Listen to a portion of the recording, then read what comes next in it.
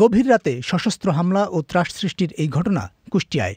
গত 18 ফেব্রুয়ারি গড়াই নদীর তীরে বালুরঘাট এলাকায় মুখোশ পরিহিত অস্ত্রধারী একটি দল ক্যাশ কাউন্টারে হানা দিয়ে নগদ টাকা লুট করে।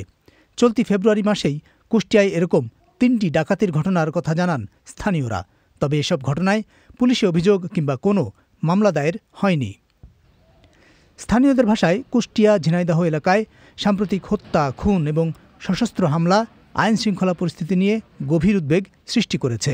এই হিসাবে আমরা গ্রামের মানুষ অনেক আতঙ্কিত। গ্রামের বাজারঘাট সন্ধ্যার পরেই দেখা যাচ্ছে যে বন্ধুর একটা আওয়াজ দিচ্ছে, এই জিনিসটা আসলে ভালো দিক নয়।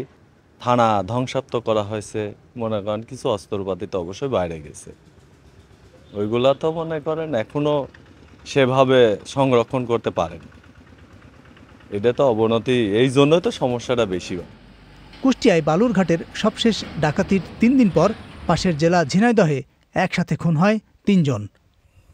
ঝিনাইদহ জেলার শৈলকুপা উপজেলার রামচন্দ্রপুর গ্রামের এই খালের পাশে 3 জনকে গুলি করে হত্যা করা হয়।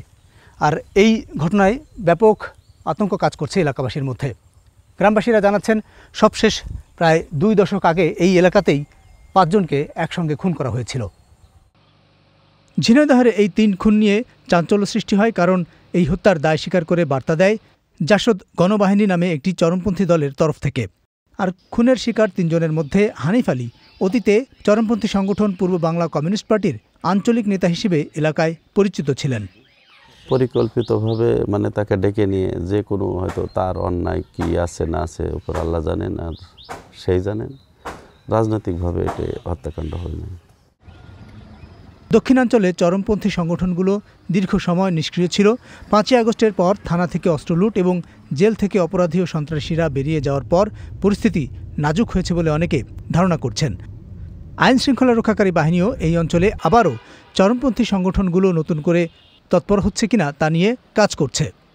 ঝিনাইদহতে ঘটল এবং আরও যে কিছু পারিপার্শ্বিক ঘটনা যা আছে সেই বিষয়গুলো আসলে মূলত আমরা দেখতেছি। বিশেষ করে যেহেতু বেশিরভাগ অফিসার এখনও এখানের অনেকদিন আগে থেকে কাজ করে এরকম না, বেশিরভাগ অফিসারে নতুন, তাদেরকে জানতে একটু সময় লাগতেছে। আমরা যে ইনস্ট্রাকশন এরকম আসছে এই বিষয়গুলো আমরা দেখতেছি আসলে যে ঘটনাটা আসলে কারণটা কি, এটা আমরা গভীরভাবে জানার চেষ্টা করতেছি। গত 2 মাসে কুষ্টিয়াতেই নিখোঁজ হওয়ার পর মরদেহ পাওয়ার একাধিক ঘটনা ঘটেছে। এছাড়া দেশের বিভিন্ন এলাকায় প্রকাশ্যে হত্যা খুনের ঘটনা উদ্বেগ সৃষ্টি করেছে।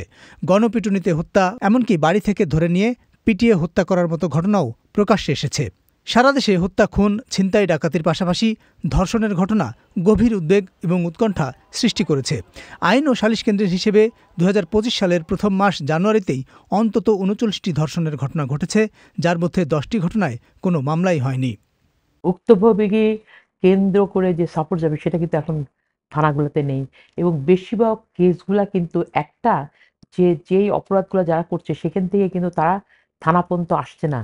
এই জন্যে কিন্তু আপনি অনেক খবর পাবেন না, এবং তৃণমূলে যে ঘটনাগুলো ঘটছে সেইগুলা কিন্তু ভয়াবহ অবস্থা। ধর্ষণের মামলা এবং ভিকটিমদের সহায়তা নিয়ে কাজ করা আইনজীবী সালমা আলী পরিস্থিতিকে মারাত্মক উদ্বেগের বলে উল্লেখ করেন। এখন কিন্তু 2 রকমের অপরাধী এখন আছে। একটা হলো স্যাডিক রেপিস্ট, তাদের এটা একটার পর একটা ঘটনা ঘটছে এবং অনেক অপরাধী জেল থেকেও বের হয়ে গেছে, এরকম কিন্তু অনেক আছে, এবং তারা যে ছোট ছোট এই যে অপরাধ গোষ্ঠী তৈরি, সেগুলো কিন্তু আবার তৈরি করছে বিভিন্ন জায়গায়। এবং আমি মনে করি পরিস্থিতি খুবই ভয়াবহ। এর জবাবদিহি সরকারকে দিতে হবে। আমরা সাহায্য করতে চাই, সহযোগিতা করতে চাই।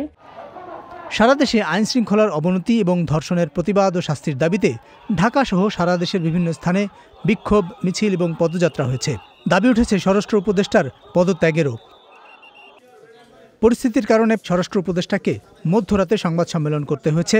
এ অবস্থায় আইনশৃঙ্খলা পরিস্থিতি নিয়ন্ত্রণে সারা দেশে বিশেষ অভিযান চালাচ্ছে সরকার। আগামীকাল থেকে আপনারা দেখবেন একটা definite improvement. Abul Kalam Azad, BBC Bangla.